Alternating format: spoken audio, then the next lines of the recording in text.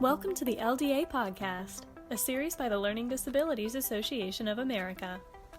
Our podcast is dedicated to exploring topics of interest to educators, individuals with learning disabilities, parents, and professionals to work towards our goal of creating a more equitable world.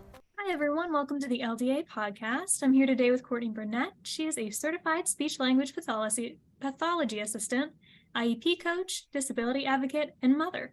Courtney also presented at our 60th annual conference this year in Las Vegas. So Courtney, thank you so much for being here. Thank you for having me. I really appreciate it. Of course, we're so happy to have you. So could you tell us a little bit more about your background? Yes, actually, I grew up on an IEP, and I do have a learning disability myself. And so that is one of the reasons that led me to the work I do. And like you just mentioned, I am also a SLPA and work as a disabilities advocate. I've also helped pass a bill in our state for universal changing tables. So I do a lot of advocacy work because I've really started to understand the power of our voice and sharing our stories. So I'm really excited to be here.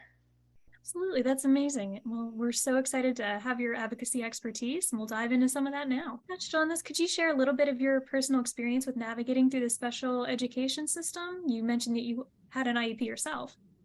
Yeah, so I am a product of Child Find. You know, my teacher went to my mom and was like, hey, she's a hardworking student.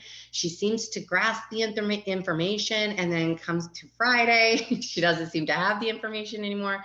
So I'm a little bit concerned. And so that was in second grade. So I was actually evaluated, and they didn't separate it so much as I'm learning like reading comprehension. It was just kind of general learning disability. But I had that IEP through high school, and I really know the power of the special education system. And I know later we're going to be talking about the purpose of the IEP. And I feel like I'm living out that purpose of an IEP, which is to prepare you for life after high school, right?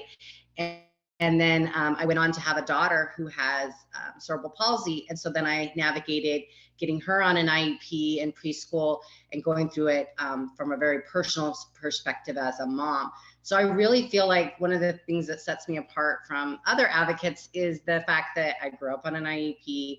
I've navigated it as a mom, and I've also sat at the IEP table as an SLPA. So you really get to see all sides of how the system works, and it changes your perspective. It's a lot of great perspective. Has there been a lot of major changes since you had an IEP versus your daughter's IEP of how things are handled?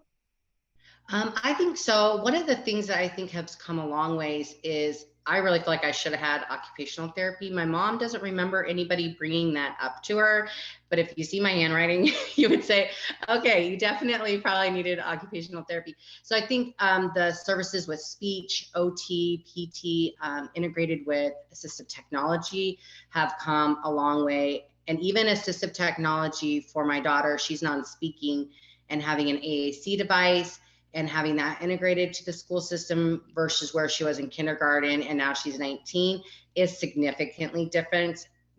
And there's a lot of positive changes. And I know sometimes changes move slowly, more slowly than any of us really want, but they do move. And so I have seen a positive movement in special education in those regards too. Absolutely. Well, it's good to know that we're moving in the right direction, even if it is a little more slowly than we like. Yeah, I think a big part of that is podcasts and access to networking in a way that my mom never had in the 80s, right? Like, how are things being delivered in Utah? How are they being delivered in Washington? And so I think one of the powers of social media and other forms of learning is that parents are able to better get their hands on information and educate themselves and empower themselves. And I think that's also helping move the needle too. And that's just stuff we didn't have, before technology moved along this way. Absolutely. So what are some of the most common obstacles to a student accessing special education? I think there's a couple of key obstacles. One is it's a process to get qualified for special education. And if the teachers and therapists and the people in charge of those procedures maybe haven't had extensive training, what I tell parents is you'd be shocked at how little training they get. And teachers will tell you this, like, I went through a whole program. We never learned how to write an IEP, or we never wrote an IEP, an IEP Pro. and implemented it. And so sometimes what I see parents facing is misinformation. So the people feel they are informed and they are sharing that information. So the biggest barrier I see is actually getting the evaluation. I see a lot of stalling, or we want more data, but the paperwork's not done quite right. And the paperwork being done gives the parents their timeline. And then when the timeline's not followed, it gives the parents the right to contest that and say, hey, this isn't done in the timeline. And I think for parents, there's a misconception of realizing that it's not quick. It's 60 to 90 days from the time that you sign that you will allow them to evaluate. And sometimes you have a couple meetings before the team decides to evaluate. So I think parents understanding, I have a lot of parents hire me for getting started with special education. And I think that's really smart because there's a lot of steps in that initial process of getting qualified. And then we have, 13 ways you can qualify. And so it's really overwhelming. So I think getting started with it, and then secondly is having the staff support to implement it and writing it at that time, the IEP, making sure we're really going around the room and saying, what support does speech therapy need to really implement this goal correctly or accurately, or have the bandwidth to do it? So sometimes we get really great IEPs, but we didn't talk about implementation, and then it just stays a really well-written IEP, but it doesn't get implemented, and that's really frustrating for families. Definitely. Well, when parents are navigating the special education system, what are some key rights that they should keep in mind? I know you mentioned some delays. I'm sure we'll talk about some more laws regarding IEPs a little bit later, but what are some of the key rights that parents should know? Well, one of the biggest ones is you are an equal member of the IEP team. And oftentimes it doesn't feel like that when you're sitting at a table. Oftentimes when my daughter was little, she had a lot of specialists. So I was in there with like 12 other people. But you are an equal member, and you have the right to understand the different placement options, to tour them, to have a draft copy. It's not a requirement, but it's really important you get a draft copy of the IEP. Because I tell schools, how can my parent be an equal member if they didn't get to see the IEP like the rest of the team prior to this meeting? Then they're kind of behind the ball there. And then you have your safeguards, your parent procedures, and it's a big booklet that they offer you at every IEP meeting. I know it's really boring, but sit down and take a peek at that, because that actually outlines all your rights and how you can escalate things or how you can disagree. And one thing I did way too late for my daughter is understand that I could disagree, because I felt like I'm sitting at a table with, occupational therapists who went to school for all these years. Some of them are doctors, and I'm going to disagree with them. So I never really disagreed until later on, when I realized, wait a minute, things aren't quite getting done the way that I think they should for my daughter. However, they're feeling confident at the IEP table. So I know a lot of parents have fear in disagreeing or advocating, but you do want to enact your voice, because you do have the power through your parent input statement. And that's another thing that some people don't call it that. So this is how I describe it to my families. You're sitting at the IEP table, and they say, what goals do you want your child to reach this next year? And you're kind of like, I have so many goals. I don't know how to answer this, because I know my child has a learning disability or a learning delay. And so how do I answer what I want them to do in a year? And so preparing that ahead of time, because you can really use that parent input to shape the IEP. They're supposed to consider it and then show how they address your parent concerns in the IEP. And I didn't know that until my daughter was in middle school. So that's another really important one, to write out your statement, write out your thoughts prior to the meeting, because you'll forget. You think you won't, but then you get in there and everything's fast paced and everybody's trying to get the stuff done quickly. And you're like, oh, I forgot to bring up this. So having that written notes and agenda for yourself, talking points, is so helpful for families. Absolutely. Well, that's something we've heard a lot too, that, parents are surrounded by all these experts in IEP meetings and they can feel intimidated. But it's so important to remember that you are your child's first advocate and you know them best. So that and input is key. Yeah, and the parent is one of the only people that has access to all the medical information, how they're doing at home in school. So you really have a unique perspective on your child that obviously no one else has. And one other thing that just popped into my head was time limits. So I often see on parent notices like 30 minutes or an hour, and they'll often also say, well, we only had an hour, so we need to wrap this up. You have the right to say, okay, well, we're not done and I don't want to be rushed. There's no time limit there's legal timelines to when they're supposed to write the IEP and have it locked and everything. But what I've seen presented is like that this meeting is 30 minutes and that's all it can be. And they can't do that. The school can't do that.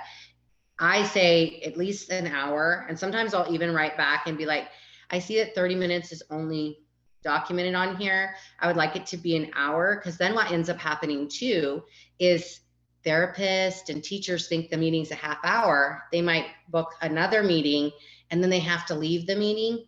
And so then you end up doing half your IEP meeting with an incomplete team. And so do not feel rushed to sign and to be done. Say we need to reschedule and have an additional meeting so we can finish and go through the goals, because that's another thing that sometimes happens, is that pressure to get it done in this small time frame. Absolutely. That's a great point. So could we touch on what the purpose of an IEP plan is? Yeah, the biggest purpose of it is to prepare your child for life after high school, for independent living, to employment and further education. So when I'm looking at an IEP and my kids in kindergarten or first grade, I really encourage parents to start young and think about what are the foundational skills that I want my child to have so that they can have their best life after high school. Because when I was looking at reading interventions, I'm so passionate about that, because reading is the foundation of every subject. So getting your child to where they have the best reading interventions and trying to get the best you can is really important, because every subject, especially after third grade, it really picks up. But math problems, reading these things in science books and history. And so that is a big deal. So really thinking about, and sometimes it's really hard because we have so much on our plate and we're like just trying to survive today, that looking ahead is almost too much for some of us parents. But I really encourage them to do that, because we want to be looking at what would employment look like? What would my child need to have to be able to have meaningful employment? If my child wants to go to college, what would they need to be able to access that education and potentially get a degree? So I really encourage parents to be looking at that, because IEPs really build off each other. I always tell parents it's really hard to get it on. And once it's off, it's really hard to get it back on. Like whatever you took off, like if you give up 30 minutes of therapy, it's really hard to get it back, And so making your IEP really great from the beginning. If you want inclusion, if you want these things, get it in there sooner the better, because then it's going to build off of it for your child's future. And having their independence and self-advocacy is really important too. That's one thing that my resource teacher did for me in elementary school, was help me understand my learning disability, help me understand how my brain works and how I learn, and how to advocate with my gen ed teachers if they were saying I couldn't go to the quiet testing area. She gave me the words that I could use to tell my gen ed teacher, actually, I can go there. And so teaching your kid, I hid my disability for so long because I wanted to fit in. If nobody noticed me in school, that would be for the better, is how I just never wanted to be different. And as I got older, I started realizing, why am I hiding this? There's nothing to be ashamed of. This is how my brain works. This is how I learn. And so I started sharing about my experience growing up on IEPs and having a learning disability. And I think it really helped parents and students realize that how I feel today isn't how I'm going to feel forever. And I did learn to read, and now I actually love to read as an adult and read all these books. And you could have if you told me that when I was younger, I'd be like, you're kidding. Because I hated reading. I'd never see a book again. After I left high school, I would have been fine with that. But then as I started reading for enjoyment, I became a better reader. So it all comes together. So really having your eye on the future and looking for that really is the purpose of it. And sometimes we get tangled up in the weeds of writing this goal or this accommodation, and we forget to keep our eye on the future for that child. That's great advice.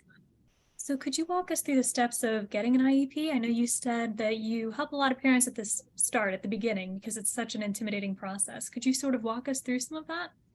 Yeah, so there's a couple different pathways. So if your child's in like an early intervention program and they've already been identified with a disability, usually your early intervention will coordinate with your local school district, your home school, and help them get kind of automatically sort of qualified for preschool interventions if they have enough information that the school can use. So for my daughter, that's what happened. She was already identified. So my support coordinator for early intervention coordinated with the school district, shared the information, and Hannah got into the preschool program. Another way is your child's at school and your teacher is noticing that your child's struggling, like my teacher did with me. They'll take data, they'll try some interventions, and then they'll identify them as a possible student needing special education services. And that will trigger a meeting. So your child cannot be evaluated without parent permission. So the parent has to be brought into the process, agree to the evaluation, then they'll evaluate and they have that timeline to complete it. And then you'll have a multiple disciplinary, that's a big word, meeting where basically like the OT, the speech therapist, the teacher, anybody who did an evaluation comes together, they share their findings, and then they determine, can we qualify this child under one of the 13 areas that it's outlined under the federal law. And then usually if they can, they'll recommend an IEP and start that process. They have 30 days from the time that you identify, but again, the parent has to agree. So they agree to the evaluation, and then they have to agree they understand they're going to have an IEP and that they might be pulled from some of their gen ed classes. And they, again, need to make sure the parent understands the next part of it. So as a parent, you're involved every step of the way, and you can say, okay, they've identified my child as a special education student. I want to think about that or whatever. And then you could sign for them to receive services. If they can't qualify them for an IEP, sometimes they'll recommend a 504. So you can still have some accommodations and different things. That's really when they identify them as not needing like direct instruction or specialized curriculum. Sometimes they'll recommend a 504. And then the other option is for a parent to say, oh my goodness, we're in, first grade. I feel like my child is not grasping the concepts. They're coming home really emotional. They don't want to go to school. They're saying they hate it, and dig into that. Why do they hate it? Is it a problem with a friend? Look for these things and then start that. I recommend a paper trail. I'm a huge advocate of that because not only because it creates timelines and proof of timelines, but the other thing is we are all human. And so if somebody says to me, I'll even tell my speech clients, if one of the parents wants me to do something, I said, if you don't hear from me by 3 p.m., then you send me an email. And it wasn't because I didn't want to do or follow through on what I said. It just simply like life happens and the next emergency comes up. So emailing them and starting that paper trail of my child struggling. I feel like they're not being able to read. They're not grasping the concepts. They're having difficulty focusing. Sometimes we see that. There might be some behaviors. Behaviors are a sign of something. They're a communication of something. And so starting that paper trail, and then you can actually put into writing, I would like to have my child evaluated. The school has to acknowledge that and then give you, let's have like a meeting to discuss it. We want to try this first, and they have the right to try some interventions, but they still have to acknowledge your request and say what they're going to do. And then maybe when you're going to come back and revisit that. And that's the part that we have to stay on top of, because once we do that, we go on with our the months pass by, and sometimes we need to circle back and say, hey, is that intervention working, or are we going to move forward with an evaluation? The school should be in communication with you on that, but far too often I see that it didn't get to someone's desk or whatever. Definitely. Well, and that's so key too, to make sure that timeline's being followed, because time's so important for these students. Like you said before, the skills build on top of each other. By third grade, you Right. need reading by every subject. Right, exactly. And I also want to encourage parents, just because your child didn't qualify. So this is just a really important, because I think, well, I asked once. So in the lower grades, kinder, first, second, a child might not qualify. But then when you get to third grade, the requirements start changing. And then your child might be able to qualify, because let's say their reading stayed here, but now the kids are here. You have a bigger gap that you could qualify in than if everybody is just kind of here. So it's not a one and done. And just because they didn't qualify or they didn't move forward with a recommendation for an evaluation in first grade doesn't mean that you shouldn't revisit in third grade if your child's still struggling. And that's when you say, hey, we've done this a couple times. It does good for the first couple of months of school. Then I don't know if the tutoring stops. I don't know what happens. And then we're back to struggling, and he's still below grade level. The other thing I wanted to touch on, it wasn't on there, but good grades often, I hear this a lot. Well, your child has good grades, so they can't have an IEP. And the federal law actually has verbiage in there that says that it can't be the sole reason that they don't recommend an IEP.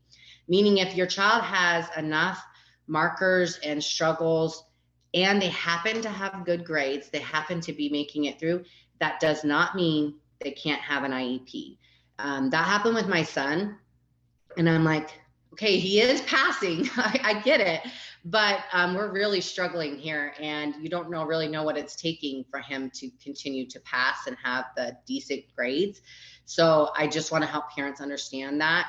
And they can go to the federal website, IDA website, and kind of read through there. It's very cumbersome, but you can kind of get an idea. And this is another big kind of umbrella term I want to help. Does not matter what state you live in. This is the federal law that every state, every school district has to follow. Their timelines can be faster, but they can't be slower than what the federal government says. So they might be slightly different state to state, but the federal guidelines are the kind of the maximum amount of time they can take, and it has the verbiage. Some school districts, change it a little bit, like they want their IEPs written in 5 days after the meeting, and they technically could have a little longer. So parents understanding that, I get that a lot too. Like, well, does that matter for my state? And yes, and public charters, if you're not paying private tuition, I'm on a mission to spread that too.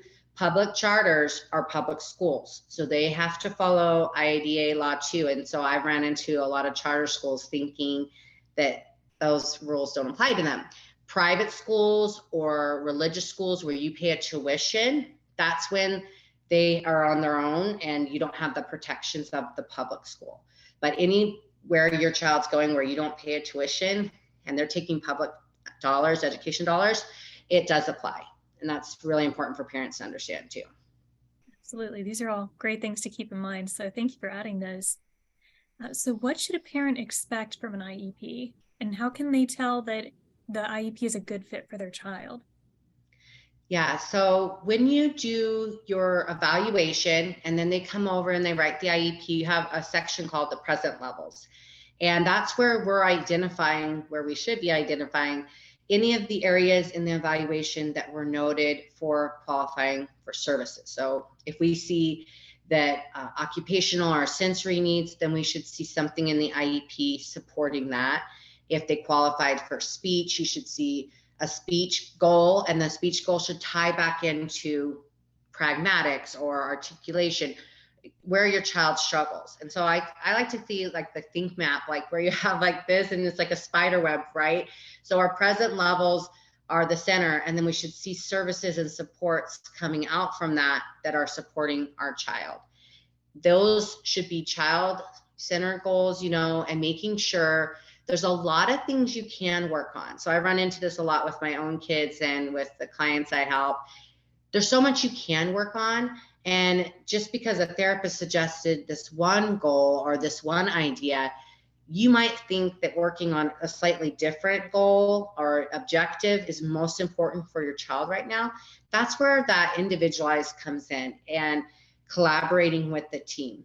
And so when I help my parents say, we want to do a collaborative approach and come back and speak kindly and share ideas.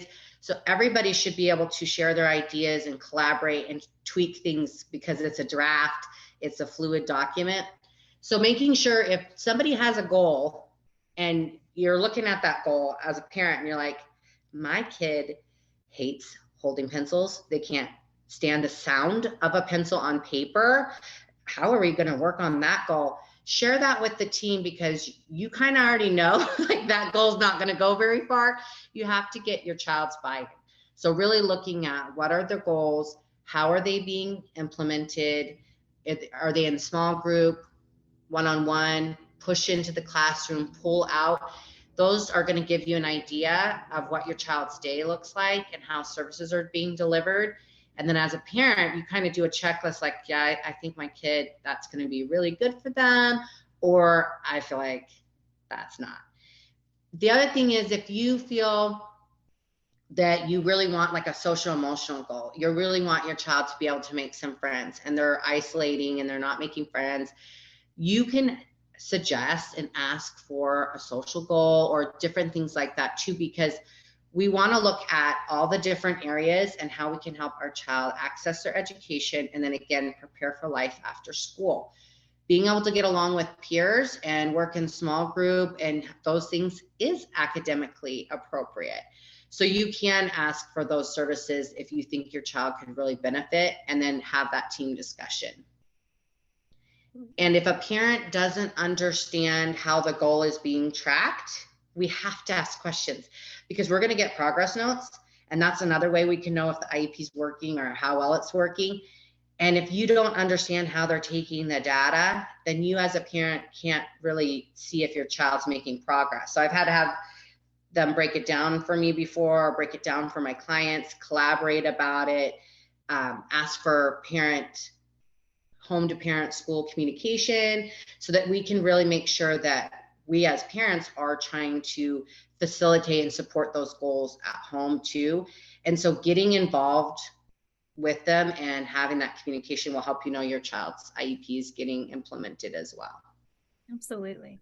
Yeah, asking questions, even if you're intimidated by the professionals in the room, it's so key to understanding what's going on and making sure that you have a good say in your child's IEP. Yeah, and checking in. I highly, highly recommend parents. I know it's kind of hard, but like quarterly, I'll send to like my daughter's PT, OT, speech. I'll do a little check-in, and it's nothing like scary or like I'm trying to catch them or anything. It's not negative. I'll oftentimes share something about what my daughter's doing at home that was really cool, if they're doing any projects or how they're implementing some of their goals. And what it does is it builds a relationship with your child's team beyond just that one meeting. And two, if an email bounces back and they're no longer at the school, you're like, oh, what happened to speech? Oh, they're on maternity leave or whatever. Okay, who's filling in? So also by doing those check-ins, you build that relationship, but you also stay kind of attuned to staffing issues or anything that might happen at the school.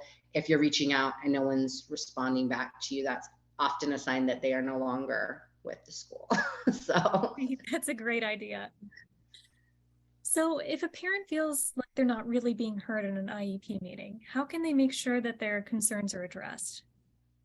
Yeah, and so I start with your case manager. I always try to go in order, because when we jump ahead, we're not giving the school the proper opportunity to try to rectify.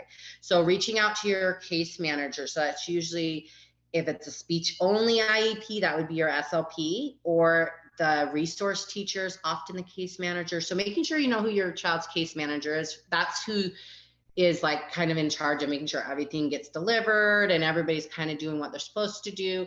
So starting there, then oftentimes I'll loop in like assistant principal, like, hey, I'm trying to reach them. I've tried, my concerns are not being addressed, asking for our parent concerns meeting. So having that come in and share your concerns. And if that doesn't work, then I'll usually go up to like the special ed director or director of exceptional students. Sometimes it's referenced as that, and say, hey, I'm trying to work with my team. I'm not feeling heard. Again, kind of creating that paper trail. Then another option, like kind of you do a letter outlining all of your concerns. And then the key thing is to send that to the case manager and CC my educational file, meaning it goes in your child's actual school district file of these concerns. That way you're going on record of expressing your concerns, expressing that things aren't getting done, and you're giving them an opportunity to look into it, to figure it out. So sometimes when I've done that, they'll say, you're right. We had OT quit. We haven't been able to get one replaced. We were going to reach out when we had a plan. We didn't have a plan. So we're working on it or whatever. So sometimes they'll give you a reason. Sometimes they'll just apologize and then try to move forward with what are we going to do to have that done.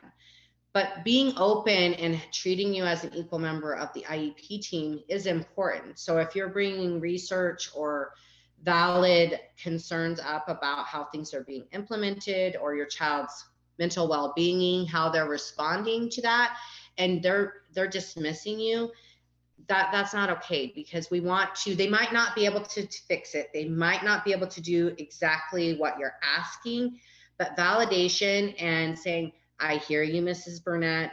This is what we can do. I looked into it. These are our limitations, or I can't do anything about that right now, but I'm noting your concern and we're going to keep an eye on it.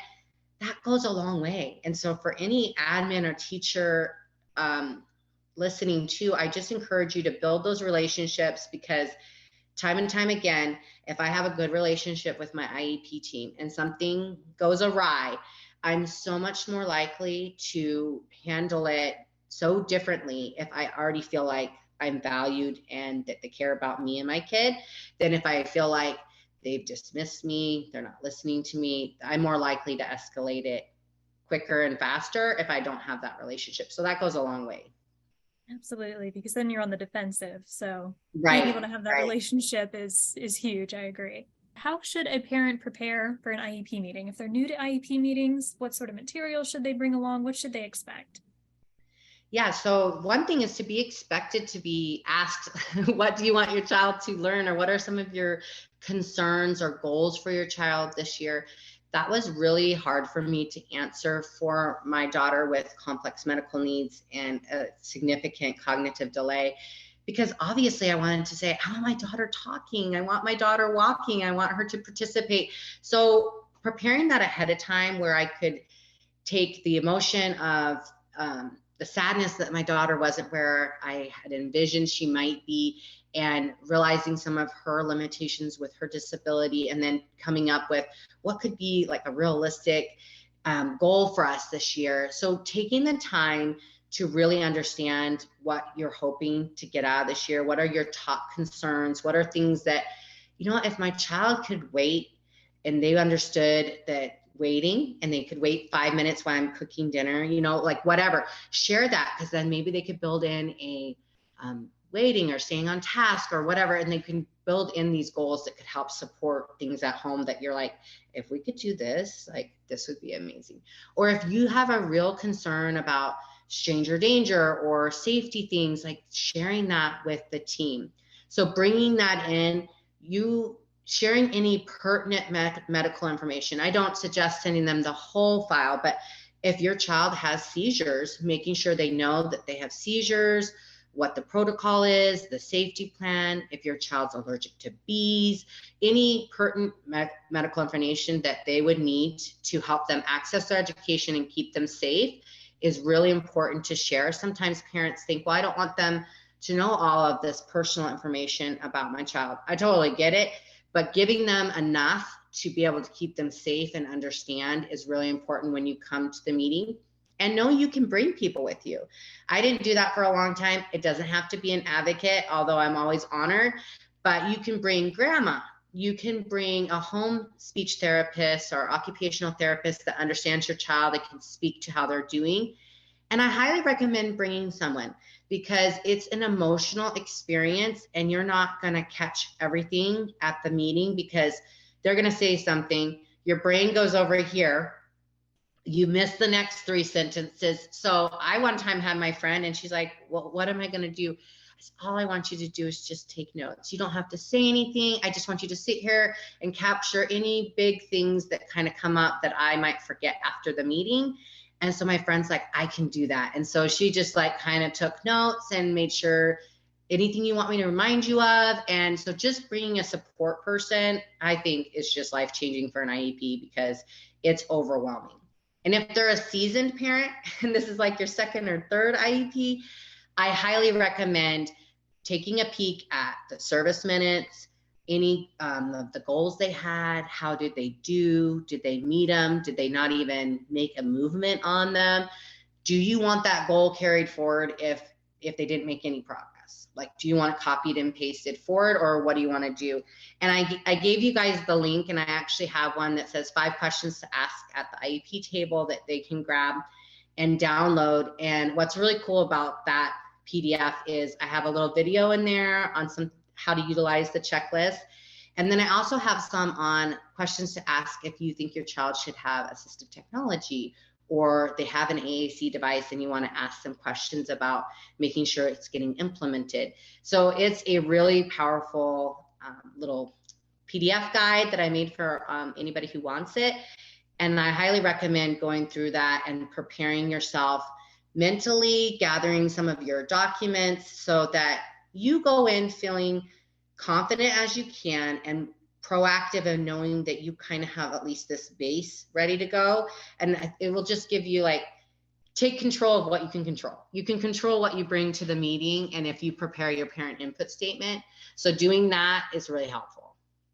Absolutely. Well, I love that you brought up, that you can bring somebody with you to help make that process a little easier, a little less intimidating, or to bring in some new information. I think that's a great point. Yeah. And I just recommend, I don't like surprises. Nobody likes surprises, but you can tell them you're bringing them, but you don't have to. It's that has come up for some of my clients. Well, you didn't tell us. You don't have to. I recommend it because they can have the right number of seats or whatever. But just know, like, again, go take a peek at the federal guidelines. You're allowed to bring anybody with you that has information or can support you in that process. So I just don't want any parent to feel bullied and saying you can't bring them. You can. And if we're doing everything the way we should not feel worried or pushing people out. If we're being transparent as a school district and we're doing a great job and we're confident in the services, then we should have no problem collaborating and working with whoever the parent brings and letting grandma ask questions and having her understand the process. Because when we're all rowing the same direction for the child and we all know what's going on, that child is going to make so much more progress than a fragmented system where only these people are working on this, these people are doing it totally different. The child's not going to make as much progress. So it's not only emotionally good, but I think it's for the betterment of the child as well. Absolutely. That's so true. Have you ever encountered school districts where they've either undermined the impact of a student's learning disability or had lowered expectations for a student with LD? Like they might have said, this is the ceiling, this is all you can expect from your child. And if so, how do you recommend parents approach that? Yeah, I always want to presume competence, from my kids who are non-speaking to any other disability. I oftentimes feel like the reading is at the heart of it. So they're going to struggle because they have a learning disability with that. But what program are they using? Have they tried a different kind of intervention? What's happening? So if your child isn't moving and they haven't tried a different type of intervention or a different reading program, just because this is what the school bought for everybody does not mean that's the only option that your child has for learning to read. So I highly recommend looking at, and probably don't have enough time to go all the way into my other passion, which is assistive technology evaluation. So just like with, you have an evaluation for education, speech, all these things, you can actually have an assistive technology evaluation where they look at your child in all of their areas of learning, life skills, and then they come and say what tools and support. Some of them are expensive, some of them are free, so really customizing your child's IEP to have the appropriate tools and supports for them to maximize their learning. So if they're not making progress, let's say on handwriting, it's still completely illegible. We've really tried to get the letter formation. Okay, is it time to move on to typing? Do we need to have a different kind of intervention to strengthen the hand muscles and get spatial things going? Then come back. So if your child, if you feel like we've not tried different reading programs, we haven't tried a different approach, they're not making progress on their goals, then that's your time to say, this isn't working and I feel like my child's being limited, and then start asking for those assistive technology evaluation. Or if you're coming up on your every 3 years, your child reevaluated. Well, what happens a lot is if they think they are still going to qualify for special education, they'll do a RED, which is review of existing data, and then they move them forward in special ed. So that's great. Your child still qualifies for special ed. You have the right to say, I still agree. You're right. My child 100% still qualifies for special ed. But however, I have not seen very much movement in reading or math, or, we weren't doing a math intervention or having specialized instruction for math, but we're really struggling in that.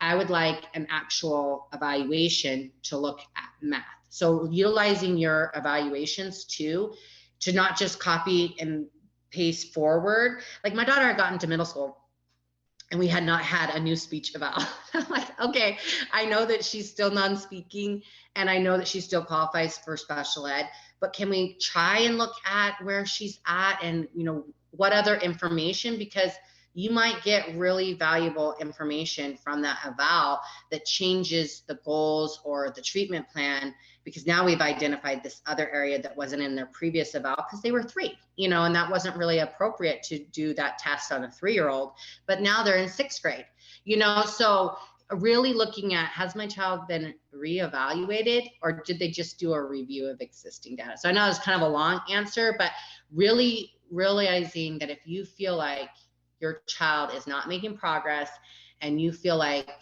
they can do more if they had this support. Like, I think if my child could just type or talk to text and to the computer, I feel like they could write a paragraph, but they can't when they're trying to write the paragraph. So really exploring that and getting your concerns into the IEP, into the parent input statement, and then leveraging the different options you have for assistive technology evaluation and reevaluation, that sort of thing. That's great advice. So how can parents, if they run into trouble with the school district, whether it's a time delay in services or even an IEP evaluation, what are sort of the steps that you would recommend parents take to resolve that issue? Yeah, so we're seeing this a lot with post-COVID world and how things were delivered during COVID and school closures, and then a lot of staffing issues. So the first thing that I want to help everybody understand is the IEP is a legal document and it does not care if there's staffing issues. What I mean by that is the services were still laid out and the child still needs them. If the school doesn't have the school personnel to deliver the IEP the way it was written, we need to have a meeting with the parent and we need to come up with a contingency plan. Okay, this child's supposed to have reading intervention. We don't have a reading intervention specialist right now. We're working on hiring them. So here's how we're going to support your child in the meantime. Then it's important to help parents understand that, or I've seen this also happen, like somebody goes on maternity leave and then nobody does therapy while they're on maternity leave. They're certainly allowed to have a baby and go on maternity leave, but what needs to happen is those service minutes have to be made up in some way, and that's called compensatory services. So if your child's listed on there 120 minutes a month of speech, and they missed 3 months of speech because they didn't have anybody to do it, then they need to come to you and figure out, it's basically an offer and compromise. Like, we know we owe you 500 minutes. We're going to try to give you 250. And then you say you're okay with 250 or not. And you kind of negotiate those compensatory services. And then documenting how they're going to support your child's speech right now with no specialist. How are they going to do that? They don't like to do this, but eventually you can request outside services and the school reimburse. So if they're not hiring that and your child's gone months and months and months without it, then you can say, I'm requesting that tutoring be reimbursed because we're going to get an outside reading specialist and work with the school. It's not usually dollar to dollar. Maybe they'll say they'll pay for X amount, but you have a right, your child has a right to the services that were outlined in their IEP. Their needs didn't change. It's the staffing that's usually the problem. A gap in services happen when there's a gap in, not having staff. So working with them, you have the right to know how they're approaching that, and that those services need to be made up in some capacity. I've seen some schools offer summer school, or like I said, paying for outside therapists to come in, and then they pay the clinic directly for those services. But just knowing that your IEP for your child is a legal document. That's why they're very specific on what will go in there and the words they use, because it's a contract of, this is what your child needs, this is what's going to be delivered, and this is how it's going to be delivered. So when there's a breach in contract, then we have to address it. So you have the rights as a parent. And again, it shouldn't be our job, but it is, to stay on top of, are my child services being delivered? Do they have the right personnel? And getting it documented on how long did they go without that service? So you know roughly how many minutes they missed, so that you can start to do that offer and compromise when they do get somebody back into place. I've seen some schools be very transparent. I'm so happy for them. That's how it should be. They send a letter home and they say, we are aware. So you're aware, we do not have an OT right now. We are actively searching. Here's what we're doing. We will be in touch with you when we have an OT, and we will start to figure out how to mitigate the situation. But not every school does that. And so if you don't know they missed 3 months, how can you make sure that they get made up? You can't. Really? So you want me to touch on IEP in a day? I think that might have been our lesson. Yes. So that's my, it's an advocacy service that I developed. And really what it is the parents sign up for the service. They send me their child's IEP. I review it, and I created my own little parent handbook roadmap. And so we meet together for, like we are on Zoom, and we go over my findings, and then I help them fill out their workbook. So I have red is stuff that's missing, wasn't there, green stuff that was there but could be better. And when they're done with our 2-hour working session, they walk away with their advocacy roadmap and their to-do list. And then they get 30 days of my ongoing support through an app, essentially, that helps them walk out the advocacy plan that we came up with, because they're going to hit snags where the school says, we don't do that here, or, we don't want to do that, or we don't think we have to do that. And so I coached them through it. And so I had come up with the name IEP in a day, because we do that coaching session in a day. And I just find that everyone's so busy, and so doing a lot of back and forth about the IEP can be overwhelming for families. So having a structured time where they can get together with me and roll that out is one of the things that I do in my advocacy business. And I really love supporting families.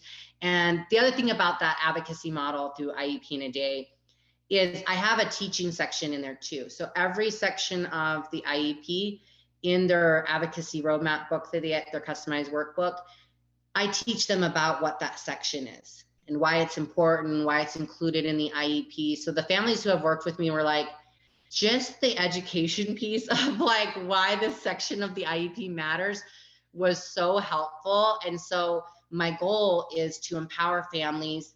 A lot of them do use me again and again because they like the support. But my goal was to have them feel empowered and have the tools and knowledge to where they didn't feel like they had to have me at every meeting, because I'm empowering and teaching them how to do this for their child year after year, because they need to have those foundational skills and knowledge for the IEP to be able to effectively advocate for their child. So the families have really loved it. It's been out for about a year. And then I do IEP reviews as well. And that one is the parents send me their IEP. They fill out a Google form about their top concerns. I review and go through their IEP, highlighting things that I feel might be missing or where their parent concerns could be plugged in. And then I might give them a video review of their child's document so that, again, they can go and feel empowered to get those things adjusted for their child. And I know some people are like, I hate IEPs. Like, I love them, because I'm like, I know they're cumbersome and they're not that fun, but I know the power of them. And so I think for me, helping families feel empowered and ready to take on this journey with their child is going to change the outcome of their child's life. And some of what we're doing as parents and advocates is also helping advocate for the right support that teachers need that they're not getting. It's not that they're not asking, it's that they're not getting it. So again, not to go off on a tangent on that, but oftentimes as parents and advocates, when we're advocating for something and we get it approved, all behind closed doors, thank you. I've been asking for that for 4 months and nobody wanted to give me the one-on-one aid for my classroom, or no one wanted to give me the staff training. You know, you can have that written into your IEP, that the staff can be trained on this communication system or this intervention strategy, but it costs money and they know they can't deny it for the cost because that would be illegal, but not bringing it up, just not getting it out there, you know, that's how they kind of, so sometimes teachers are and therapists are begging for support and they're not getting it. So when you bring it up and you start the ball rolling forward as a parent, you're going to save teachers from leaving and you're going to save therapists from quitting, because they need the support too that they're not getting. So sometimes I say, I advocate for therapists too. I've had a teacher call me and say, can I hire an advocate? They're railroading my student.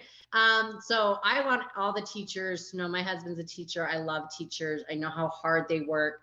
And I really don't want it to be an us versus them. That's not the kind of advocate I am. That's not the kind of parent I am. Because in order to do change, we need to have it from a collaborative standpoint and try to take in all the different situations that are happening for teachers and therapists, as well as parents and children. And then how can we write the best IEP to support everyone? Because having a teacher shortage is not helping anybody get the services that they need, you know? And so oftentimes I'm like, I saved another job because, you know, if we get them supported, then they might not leave. And that's important too. So if a parent's like, I'm on the fence, you know, ask your teacher, like, hey, do you feel like this would be helpful for you? Ask them, what could I ask for at the meeting that might support you too? You're not going to call them out. You're not going to say, you know, Miss Smith said this, but have it in the back of your mind what your teacher needs to be able to implement this IEP better, to get your child where they want them to be. And, you know, there's good and bad in every profession, but I tell you, teaching's so hard. I feel like if you're not there for the kids, you're not there for the money. So like, why are you there? You know what I'm saying? So really trying to figure out how we can have their backs too, I think will help your child as well. And oftentimes it might just be as simple as having paper to print, you know what I mean? So we just don't know until we ask our teachers, what could I help get for you to be able to implement this and do this? So that's important too. Well, I love how you said it's not us versus them, because that's so key to keep in mind. You know, it's training and empowerment on all sides. So thank you so much for advocating. Yeah. And I'm on Instagram. I'm active in my stories. So if families want to follow me, it's just Courtney Burnett Advocate. And I give weekly, tips on different things happening in special ed. And so I welcome them to come and check it out. And I was honored to be on the podcast and to present in Vegas at the conference. It was amazing. You guys did a great job. So I highly recommend. I just saw, is it in Florida? Yes, we're in Orlando next year. Yeah. Well, Courtney, thank you so much. You have provided us with just a wealth of information. So thank you so much. You're welcome. Thank you for inviting me.